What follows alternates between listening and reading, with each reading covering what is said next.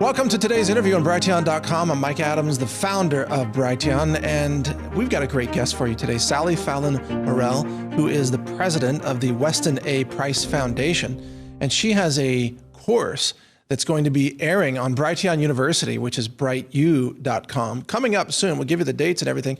It's called Nourishing Traditional Diets, and it gives you the wisdom to have a revolution in your personal health by essentially returning to the indigenous diets or traditional diets that humanity has been thriving on for as long as we know.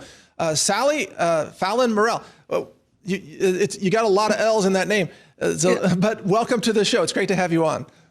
Thank you. Thanks for having me. And thanks for hosting the course. I'm really pleased. I'm thrilled to host it, and I'm a big fan of your work and everything that you're doing. And I thank you so much for having the courage to just tell the truth about things like seed oils.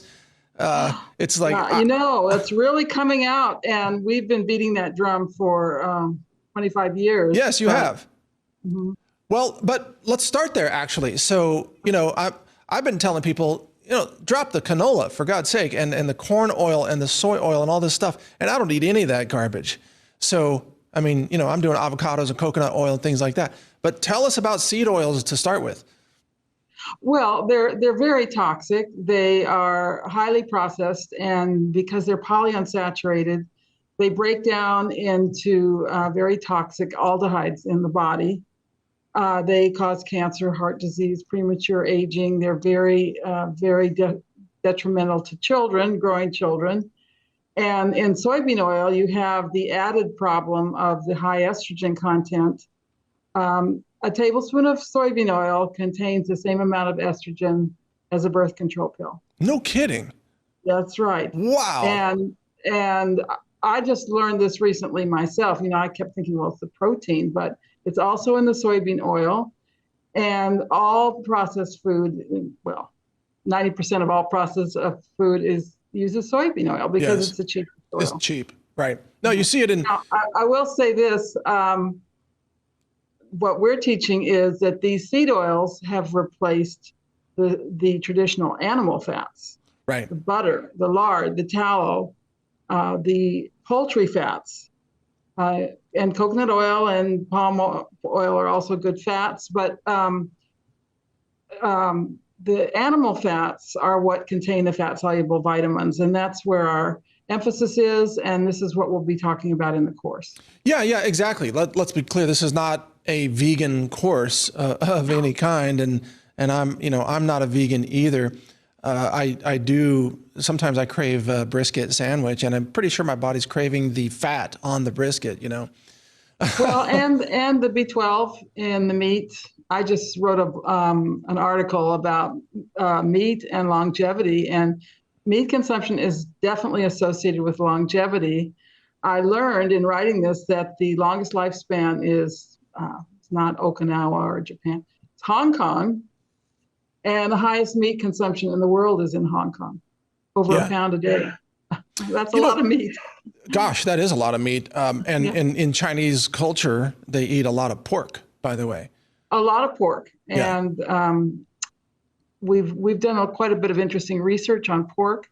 They marinate it first in vinegar, or in the West, they cure it in some way.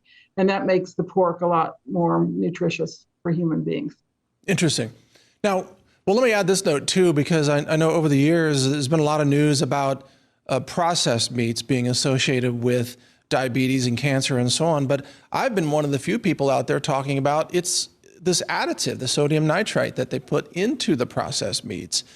Yes, lots of additives. The naturally cured salamis, bacon, ham, and this is usually with salt and maybe a little sugar. These are actually quite healthy, and they are storage foods. What do you eat when you're out and around? You eat storage food. You eat cheese and you eat cured meats. That's what people used to eat when they were out hunting or whatever. Right. So if they're done in the traditional artisan way, these are healthy foods. And so this course coming up, and by the way, begins, let's see here, August 26th is the first day that it airs, and it runs through September 5th. So folks, if you want to register, it's free to watch, and you can go to brightu.com, and it's like Brighteon University, but the word bright followed by the letter U, brightu.com. Register there. You can watch the entire thing for free. And I've got a few notes here about it. I know you are going to be talking about coconut oil and also cholesterol. And let's go there next, because we've been lied to for generations about cholesterol, basically to sell statin drugs, I think. Yeah, well, this was all created. How can we bash the animal fats and sell the vegetable oils instead? This is a deliberate campaign. It's been going on for over 100 years. And they came up with this idea, the vegetable oils don't contain cholesterol and they don't contain saturated fat. So let's say that saturated fat and cholesterol are bad, and then people will stop using butter and cooking in lard. The cholesterol thing, cholesterol is essential. It is. For life. You got to have it in every cell membrane. And in some of the studies, which are never mentioned, they found that the higher your cholesterol through your years of aging and everything, the longer you live. And so higher cholesterol is associated with a longer lifespan, especially in women. And cholesterol is your greatest asset. It protects you against cancer. It protects you against aging once again. And the lipoproteins, they also carry the fat-soluble vitamins to your cells, and they carry the waste products away from your cells. This is the way nature does things. Yeah. And we're getting these more and more aggressive cardiologists who are now putting young men on statin drugs, cholesterol-lowering drugs. And you know what? Testosterone is made out of cholesterol. And then what happens next? Well, then they have other problems. Yeah. And they're putting women of childbearing age on these drugs, and they cause horrible birth defects. It's just a complete perversion of medical science and the art of medicine. Well, absolutely. And some of that, I think, it's just to appease the profit of the food industry, because it's more profitable for them to make margarine out of these seed oils, Absolutely, yeah. than it is. And I've got something to share with you along those lines, but let me give you a website. nourishingtraditions.com is your blog site. And then there's also at westonprice.org. This is the Weston A. Price Foundation, where you are the president. And we'll talk about that in a second. But I want to tell you, Sally, so this is the smoothie that I drink every day. And sometimes I just drop a raw egg in here, an egg from my own farm, because I have chickens and we get about a dozen eggs a day. And usually 6 of those eggs are claimed by my dogs, by the way. So they know good food. They know good food. And one of them's here, and they're beautiful coats, by the way, and highly intelligent, highly functional, active dogs, very healthy. But I'll drink a raw egg in my smoothie very frequently, or sometimes, we'll make dishes out of the eggs. But I do the raw egg, you see, because I understand. Go ahead. Well, I would just say the raw yolks, you can put as many of those in your smoothie as you like. I think men can do about 6 raw yolks a day, so you got to keep them away from your dogs there. But the whites can be hard to digest, and there's a lot of emphasis on digestion in the Wise Traditions diet, the nourishing traditional diet.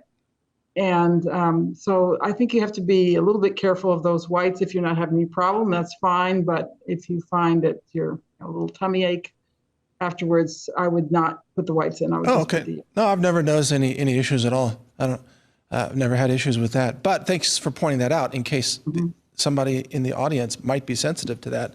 But yeah, I just think, a raw egg is like nature's perfect vitamin. Well, it is. It's made to nourish the embryo and the chick till it grows. The egg yolks have everything, and the whites have a complete protein profile. Oh yeah. So and there's always ways to fix eggs. You can always find a way that somebody likes eggs. Yeah, true. I mean, and we've hatched eggs at our farm too. And you think about it. Okay, you have the egg white and the yolk in this egg, and then you incubate it for whatever it is, 28 days, a certain temperature. And then out pops a complete chicken with eyes and feet and feathers and everything and a heart. It's amazing. Yeah. Yes, it's amazing. Yeah. I mean, and clearly it wasn't getting resources from outside the egg, No, it was all right there. It was all in there. Yeah. Okay. Eggs are great food. The old American breakfast, at the turn of the century was eggs and meat. Americans ate 4 times more eggs than they eat today per person. And they had pork or bacon or steak or something with those eggs. And that is a good breakfast. It's a breakfast that can get you right through the morning without any, roller coaster blood sugar effect. Right. And it's got all the nutrients in it. And then you had toast with lots of butter on it. This is a good breakfast. And over the years, the diet dictocrats, as I call them, have been maligning and, demonizing this wonderful breakfast. And they want you to eat cereal or, pastries or something like that for your breakfast. Right. And then that's destroying cultures around the world. And let's talk about Weston A. Price and what he did, because I know he traveled to, I think, some Pacific Island locations and other places. And he found that when people ate the local traditional diets, they had really healthy teeth, because Weston Price is a dentist, right? Yeah, right. They had no cavities and everybody had very broad faces and naturally straight teeth. Yeah. As soon as they switched to the white man's food, they developed, based on sugar, white flour, canned condensed milk, and vegetable oils, they developed rampant tooth decay. And then the next generation born to parents eating this diet had a more narrow face, altered facial structure, a narrow palate, so crowded and crooked teeth. And the other thing that happened is the pelvic opening went from round to oval, and that made childbirth very difficult and life-threatening. Yes. You want a round pelvic opening. Now, he didn't just go to the South Pacific. He went to Switzerland and to the Outer Hebrides, and he went to Africa, New Zealand, and all these diets were different. But what we do in this course is show the commonalities. There were 11 features or principles of these diets that everyone practiced. And the main one was the principle of nutrient density. And the diets were extremely high in the fat-soluble vitamins, which you really can only get in a few places. Animal fats from grass-fed animals, organ meats, and certain types of seafood. Yes. So that's what I present. And then the second half of the presentation is how to do this. Where do you start when everything's so confusing? And it's kind of daunting where to start first. Well, I'm really glad you're doing this, and you're going to give people a lot of practical information in the course, like you said, how to actually do this. But, since the last time that we spoke, we've seen now this war on meat globally. Yes. Right? Yes. Go ahead. Germany, they want you to have 1 sausage a month. Yeah, I know. 1 sausage a month. And they're seizing farms in the Netherlands and yes, in Ireland. Australia, and yeah. I just wrote an article. I write for the Epic Times, and it's called Meat and Longevity. And I talk about the studies of a woman. She was from USDA, and they took impoverished African children, and they had 4 groups, and one group got meat for their lunch. And that was the only group that really thrived. The others were just completely plant-based or had some oil added or maybe had some milk added.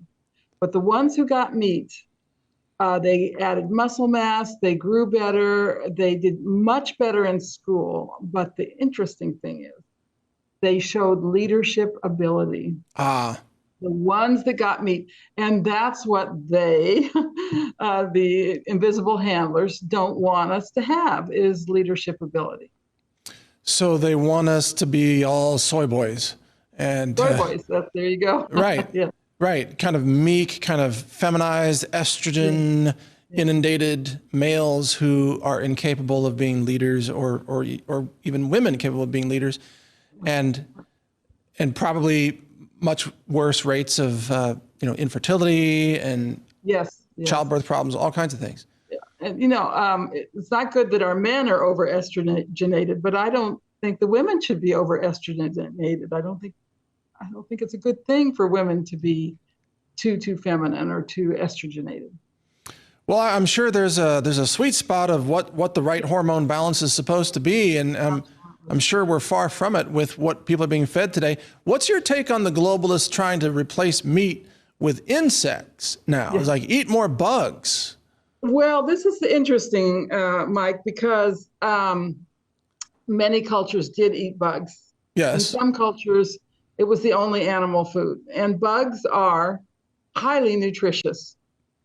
But, it's not in our culture. And I always say these people ate bugs and reptiles. You don't have to do that. We have plenty of foods that are acceptable to Westerners. And of course, the main one is meat, and the other one is raw dairy products.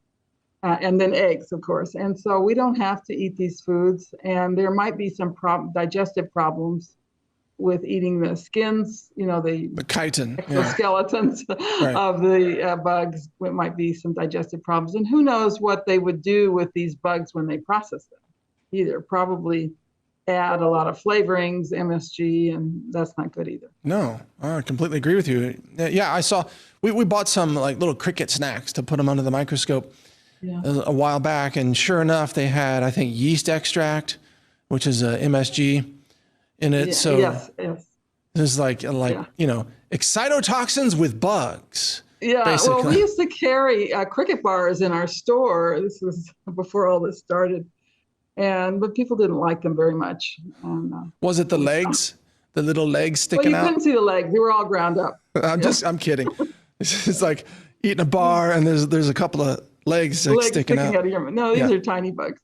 But they were all ground up. But people just didn't like them. They turned people off, and it's just not in our culture to eat bugs. So. Well, yeah, especially when you can get some good barbecue here in Texas, where I am. Why would you eat bugs if you can have, some like a brisket sandwich, like I said, nothing. Right, there you go. Yeah. All right, well, this is fascinating. Okay, you also talk about nutritional deficiencies, and you've mentioned a few so far. B12 is a real common one, but what are some of the other, fat-soluble nutritional deficiencies that are common? So starting with vitamin A, and that's been demonized vitamin. We're not supposed to eat vitamin A, but vitamin A is absolutely essential for good health. And you don't get vitamin A from plant foods. You get the precursors. Some people can convert a few of these into vitamin A, but most people can't. And vitamin A, we're talking about hormone balance. That's vitamin A right there. We're talking about cell differentiation. There's your vitamin A. You're talking about dealing with stress. You need vitamin A. It's just good eyesight, healthy bones, even keen hearing is dependent on vitamin A. And most Americans are extremely deficient in vitamin A. This is one of the reasons that we do recommend that people eat liver once a week because it's our best source of vitamin A. Or take cod liver oil. And then butter, of course, is an excellent source of vitamin A. Ah. And those egg yolks, yeah.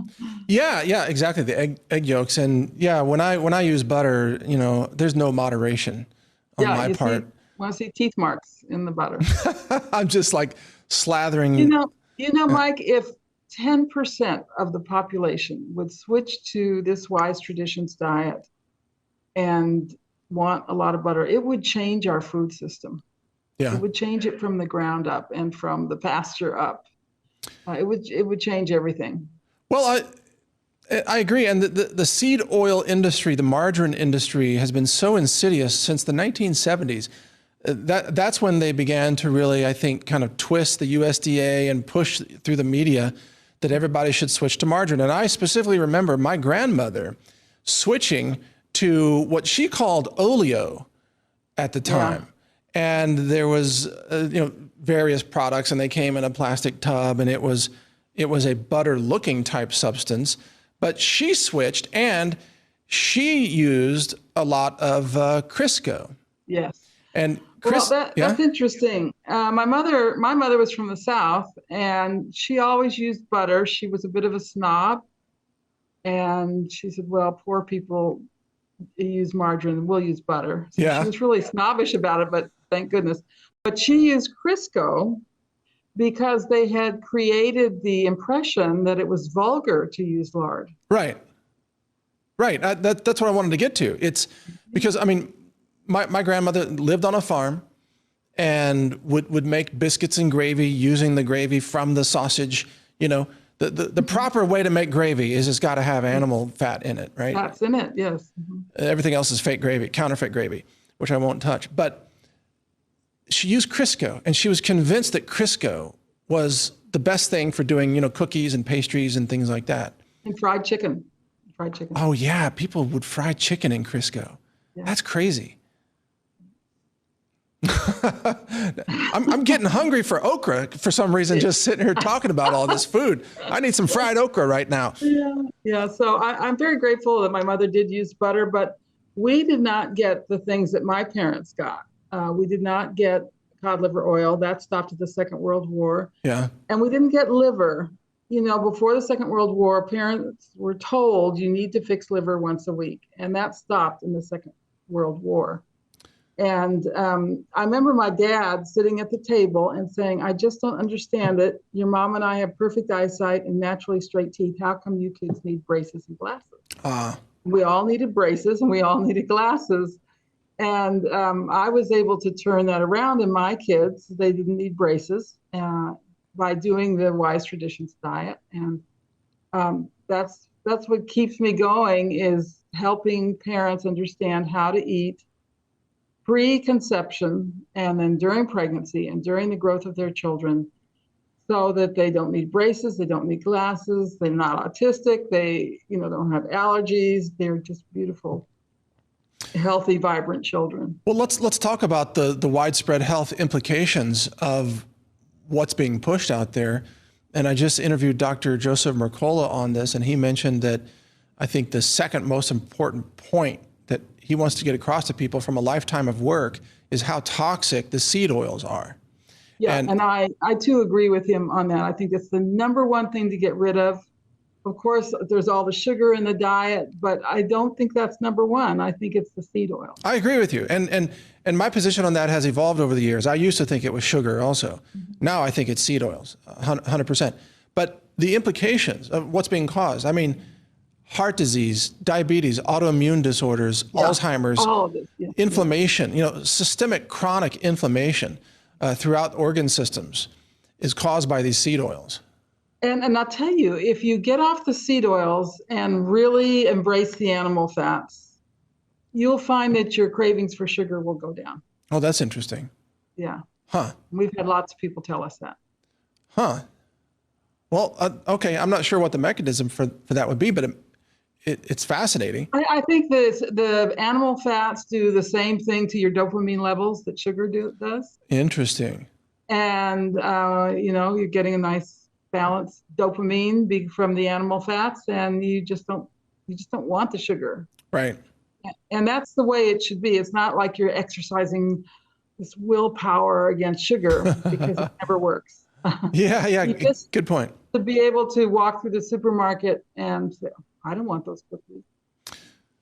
They just should appeal to you. Yeah, definitely. I don't touch anything, any pastries in a box in a supermarket. It's just, I know that's toxic. But and that doesn't mean that you can't have sweet things every now and then, because traditional cultures did have natural sweeteners. They had maple syrup, they had coconut sugar, honey, and they ate that with relish. They love those foods. But supported by a nutrient-dense diet, you can enjoy these foods. We like to say there's no renunciation on our diet. You can have occasional sweet things, lacto-fermented foods, healthy soft drinks, all the animal fats, the meat, the sauces, the gravy made with real bone broth, and the fats from the pan. It's really a delicious diet. There's no renunciation, not a sad, dry diet like so many of these diets. Yeah, and you mentioned bone broth, and that brings me to a question I wanted to ask you anyway, where in the nutritional supplements industry, over the last few years, we've seen a very strong return to things like collagen and bone broth. And it's Yeah. like a lot of people who were maybe focused on plant-based nutrition alone are realizing that, whoa, wow, collagen is really helping me, or Yeah. bone broth is really helping me. What do you find that fascinating, that there's an awakening happening? I do. I definitely do. And all started with nourishing traditions. Oh yeah. But collagen proteins are very tough proteins. Milk proteins are the most fragile and should never be heated. Meat proteins benefit from mild heating, makes them more digestible actually. But collagen proteins are really tough. They can be heated and cooled many times, and they're still collagen proteins. So these supplements, I think, are probably okay. It's real collagen protein. However, I do like to see people making their own broth, saving the bones from the chicken, and then making gravy with the broth or sauces or whatever. Right, right.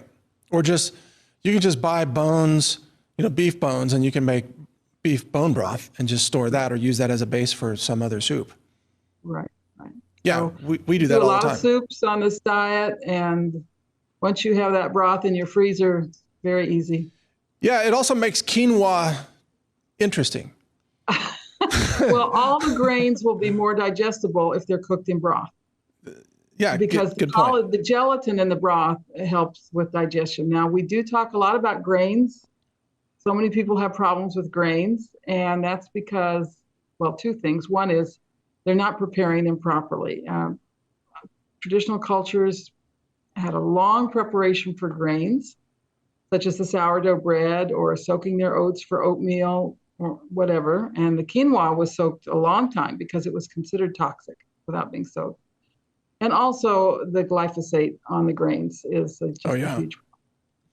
Well, yeah, since you bring that up, so there's glyphosate in the grains. What about the dioxins that are in some of the, the animal products? Because that's where they tend to accumulate. How do we teach people to choose animal products that don't have dioxins?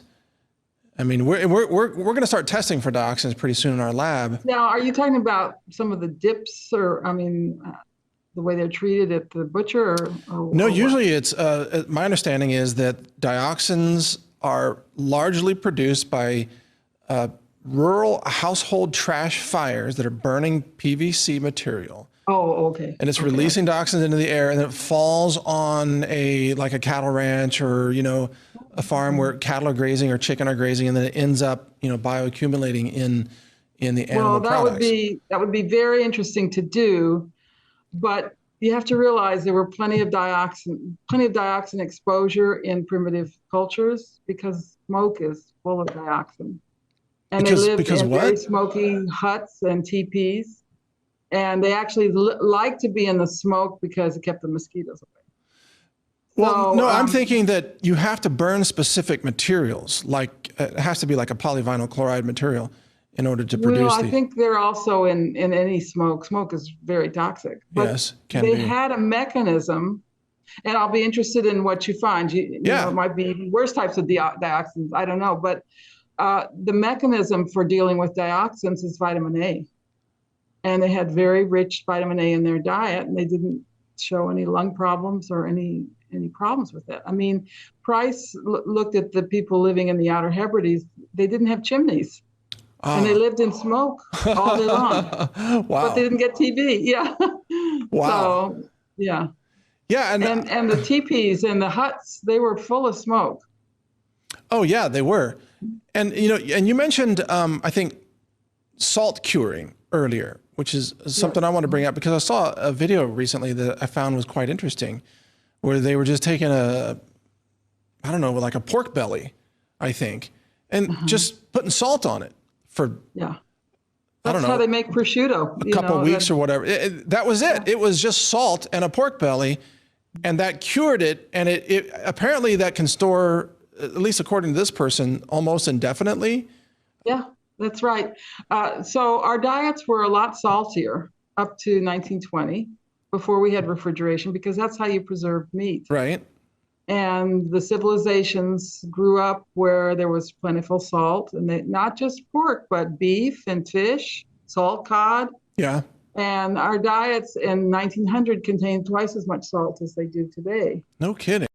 Yeah. Now, this is another thing where we're told to reduce salt, but we really do need salt. We need a teaspoon and a half a day, but they had 3 teaspoons a day in 1900. So, and Yeah. far less heart disease. So we need salt. And one of the good things about living in the modern world is everybody has access to cheap, plentiful salt.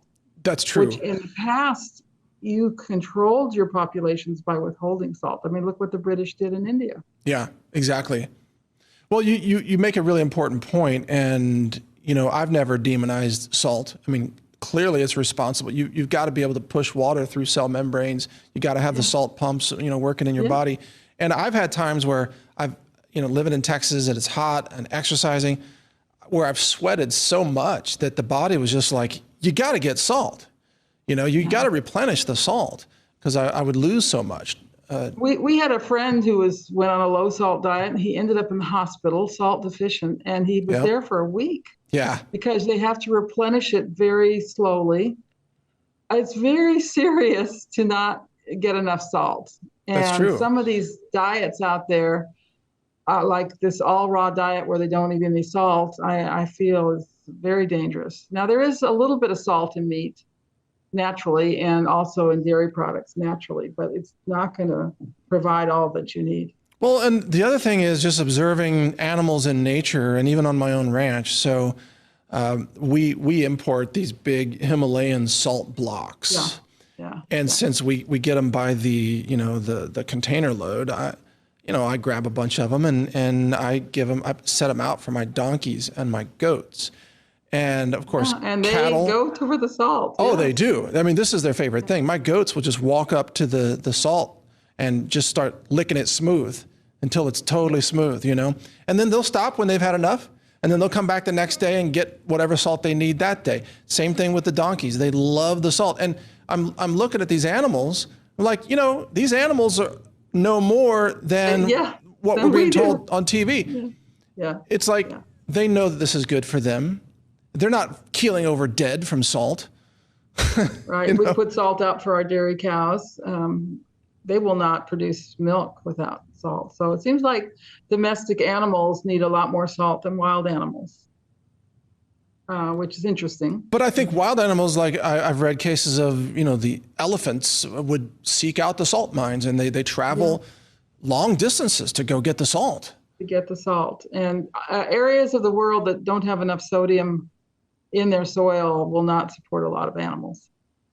That's fascinating. That's truly fascinating. Okay, let me remind people about the course again. Coming up, brightu.com. You can start registering beginning August 17th, and the course actually starts on August 26th, and it's called Nourishing Traditional Diets. And I just reviewed kind of the table of contents, Sally. It's quite extensive. I think part one is what? Is it 5 hours, or how long is it? Well, the whole thing's about 5.5 hours. The first half, about the first 2/3, is the 11 principles of nourishing traditional diets and an introduction to the work of Weston Price. And then the second half is how to change your diet for the better. And this is the most recent version that I have presented.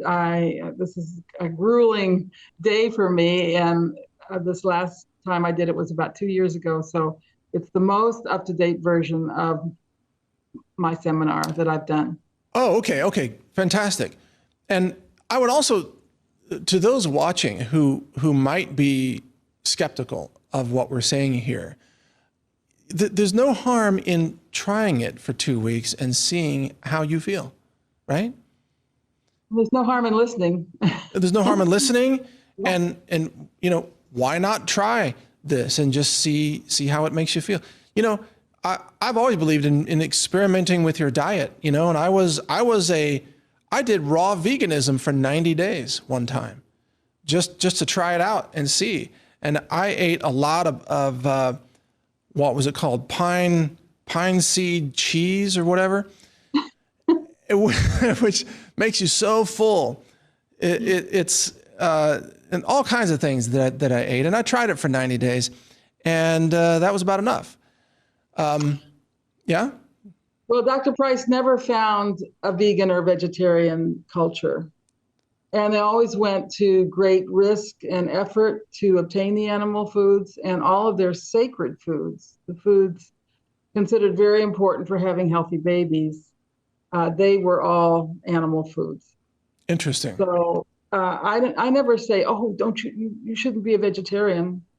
I just present this information and then list the deficiencies that can occur when you're not getting animal foods. And a lot of vegetarians bite the dust after they see. But it's not accusational or anything. It's just these are the facts. Right. It's just cause and effect. I like your approach, which is not, you're not trying to shove a specific diet down anybody's throat. No. And there's a lot of room for variation in this diet. Sure. Yeah, that makes sense. And even though, I enjoy a brisket sandwich every once in a while, frankly, I don't eat a lot of meat. I do eat more eggs, and I do eat cheese and I don't do milk at all. Not raw milk, not fresh milk. That's not something. Yeah. I find that with a lot of men that just the milk somehow is kind of off-putting. My husband's the same way. Yeah. But raw milk, if you do drink milk, it should be raw, and it's wonderful for growing children. It's wonderful for healthy bones. And we've had a liberalization of the laws in Texas, and you can get it at the farmer's market now. So how my grandsons are getting their raw milk. Oh, wow. Yeah. If I were to drink milk, it would only be raw milk. That's for sure. Yeah. No but question. Cheese, cheese is milk too. Well, yes. And human beings need a good source of calcium. And when cultures did not have dairy products, they went to great lengths to get their calcium by crushing up the bones of birds or small animals and adding that to their food. Is that right? Yeah. Huh. So you need a good source of calcium and phosphorus, of course. Yeah. But phosphorus is in a lot of things, and calcium is not. Right. All right. Well, this is fascinating. And I would say, people check out the course. It's free to watch. It's free to register at brightu.com. You're going to learn some things. And then regardless of what your diet is, you're going to learn some things here that you might not have known, things that can enhance whatever your current dietary choices are. You'll find suggestions that are helpful, for sure. Just like vitamin A, like you talked about. I think that was really key. And also, cod liver oil has for a long time been considered, a wonderful supplement for children. Yes, for growing children. For growing children. And then right now, these days, you don't hear that much about cod liver oil. At least I'm not seeing much about it. It's just kind of not getting talked about. And you know that vitamin A and D need to be in balance. If you're taking a lot of vitamin D, which people are doing, you're depleting your vitamin A. You're going to get in trouble. One thing you see is increased risk of kidney stones in people taking all this vitamin D. Really? A lowered immunity because you've depleted yourself of vitamin A. And we never recommend these fat soluble vitamins as supplements. We recommend that you get them from food. Oh, good point. Yeah. In their correct ratios then. Yes. And vitamin D, there's 1,000 forms of vitamin D. When you take vitamin D, you're just getting one or two. And we just have no idea what these other forms do for us or why or if they're necessary. But when you get vitamin D from food, you're getting all these forms. And by the way, one of the nicest, best sources of vitamin D is lard. Pig fat is a really rich source of vitamin D. Wow, that's not something that you hear people talking about very much. No. All right. Well, and then one last question then. I mean, you're not opposed to people eating fruits and plants for those molecules no. And sure. And I always say the reason that you eat vegetables is so you have a vehicle for butter and cream. And you make them really nutrient-dense. If people saw my grocery cart, they would think I was a vegetarian because it's all fruits and vegetables. The meat, the really dense stuff, I pick up first, and that's on the bottom of the cart. Oh, interesting. And butter, all the butter, but we eat lots of fruits and vegetables. I mean, it's a wonderful luxury of the modern age to have these, and they're from all over the world, and we've never had that before in our history. Yeah, and I'm a big fan of so many of these amazing molecules that come from plants. You've got the anthocyanins and resveratrol and all kinds of Lots of carotenoids. good things. Yeah. Yeah, and the fiber too. We've found in our lab Yep. that fruit fiber binds with dietary toxins and pushes it out of your system. That's interesting. Yeah, and also if you have the good flora Yeah, in the intestines and in the colon, and very important there, then you can digest these fibrous foods. exactly. All right, well said. Well, then do you have anything else to add before we wrap this up? No, thanks for having me, Mike, and I hope that your people enjoy the course and love to get some feedback on it. I'm sure they will. We'll be sending this out and reminding people to sign up. Again, brightu.com, free to register, free to watch, and it begins August 26th. And I want to thank you, Sally, for joining me today. It's always a pleasure speaking with you. We always learn a lot. Yeah. Okay. Thank you. Yep. Thank you. Have a great day. And for those of you watching, as always, feel free to repost this interview on other platforms as well. That was Sally Fallon Morell from the Weston A. Price Foundation, as well as her website, nourishingtraditions.com, where she's got a great blog, a lot of good information there about, Weston A. Price and food choices and things like that. So really good stuff. And I forgot to mention when she was on that one area where we strongly agree is, it's the processed foods that are the problem in the world. And when you look at indigenous diets, regardless of their ratio of meats to plants, they're not ultra processing all their food and taking all the nutrients out. That's what Sally was just talking about. Point number 1 is nutrient density out of the 11 points that you'll learn in her course. Number 1 is nutrient density, and you don't have that in the processed foods in the boxes at the grocery store. So you're going to learn something amazing in this course and maybe many things. So check it out. And thank you for watching today. Of course, I'm Mike Adams, the founder of Brighteon.com and also the publisher of naturalnews.com. Take care, everybody. A global reset is coming, and that's why I've recorded a new 9-hour audiobook. It's called The Global Reset Survival Guide. You can download it for free by subscribing to the naturalnews.com email newsletter, which is also free. I'll describe how the monetary system fails. I also cover emergency medicine and first aid and what to buy to help you avoid infections. So download this guide. It's free. It's my gift to you simply because I want like-minded people to survive.